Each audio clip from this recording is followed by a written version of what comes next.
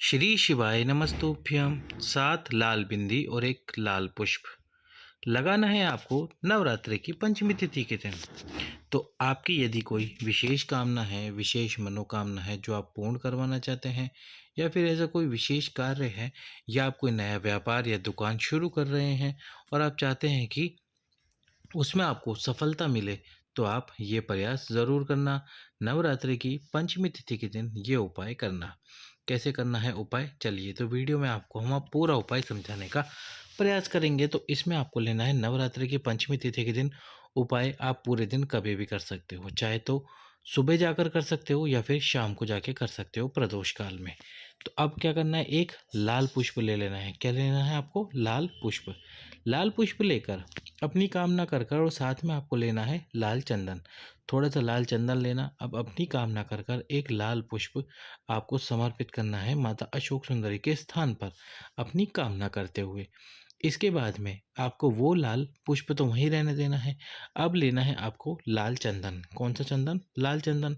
अब ये लाल चंदन की 7 बिंदी आपको लगानी है माता आद्य शक्ति माँ जगत जननी के स्थान पर, जो शिवलिंग में होता है माँ पार्वती, माँ आद्य शक्ति, माँ जगत जननी का स्थान। 7 बिंदी लगानी, एक शिवलिंग के पीछे हो जाएगी। तो इस प्रकार से हो गई 7 बिंदी, जो कि लाल चंदन की। 7 बिंदी लगाने के बाद में आपको अपनी कामना बोलकर ये जो लाल पुष्प है ये उठा लेना है। अब आपको ऐसा लगता है कि यदि कामना थो पूर्ण होने में थोड़ा समय लगेगा, जैसे कि मान लीजिए संतान प्राप्ति की कामना है, उसको पूर्ण होने में समय लगेगा, क्योंकि संतान उत्पत्ति 9 महीने में होती है। तो उस फूल को अपने पास में रखना है आपको 9 महीने तक, जब तक कामना पूर्ण ना हो जाए। या आप कोई नया व्यापार या दुकान शुरू कर रहे हैं, तो वहाँ पर उस दुकान पर, उस व्यापार के स्थान पर वो लाल पुष्प रख दीजिए।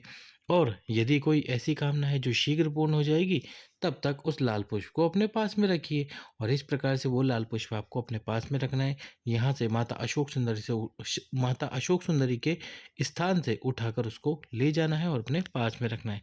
नवरात्रि पंचमी तिथि जो कि कल 5 सितंबर के दिन पड़ रही है, इस दिन आपको करना है ये उपाय अपनी कामना को पूर्ण करने के लिए, जो कि नया उपाय गुरुजी ने बताया। दूसरा उपाय जो कि है नवरात्रि की पंचमी तिथि का विवाह के लिए। यदि आपका विवाह नहीं हो पा रहा है किसी भी रीज़न से, फिर वो रीज़न कोई भी हो, समस्या आपके अंदर नहीं है, तो आप नवरात्रि की पंचमी तिथि के दिन जिस व्यक्ति का विवाह नहीं हो रहा है उसको ये उपाय करना है। क्या करना है? चावल लेने हैं। थोड़े से चावल को कुमकुम के अंदर लाल कर लेना है और थोड़े से चावल को हल्दी में पीला कर लेना है। अब लाल और पीला करने के बाद में आपको एक आम का पत्ता लेना है। क्या लेना है? आम का पत्ता।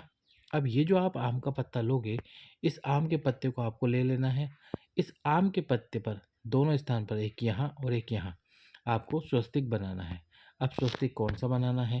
एक जगह तो बनाना है आपको कुमकुम से स्वस्तिक, जो इस प्रकार से होगा, और एक जगह बनाना है आपको हल्दी से स्वस्तिक, जो इस प्रकार से होगा।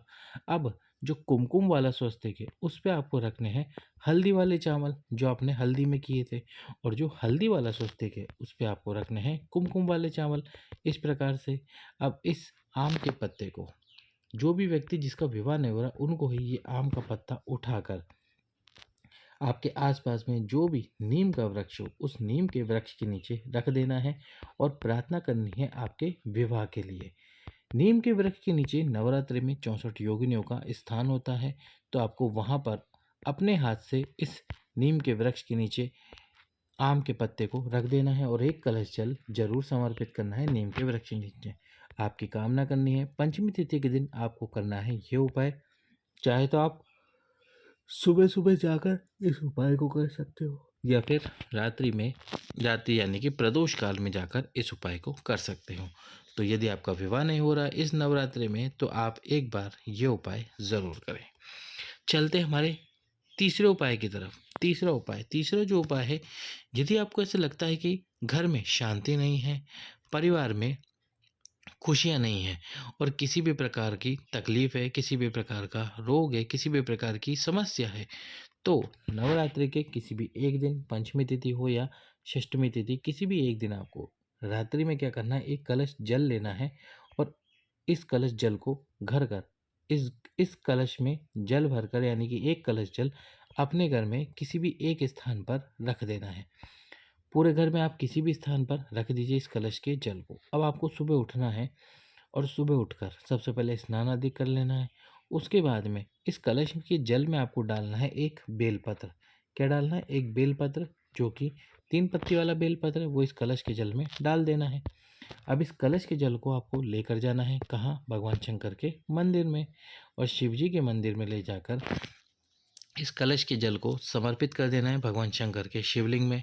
यदि कोई भी परेशानी, दुख, तकलीफ आपके घर में है या फिर आपके परिवार में खुशियां नहीं है, तो उसके लिए आपको किसी भी नवरात्रि की एक तिथि को ये उपाय करना है।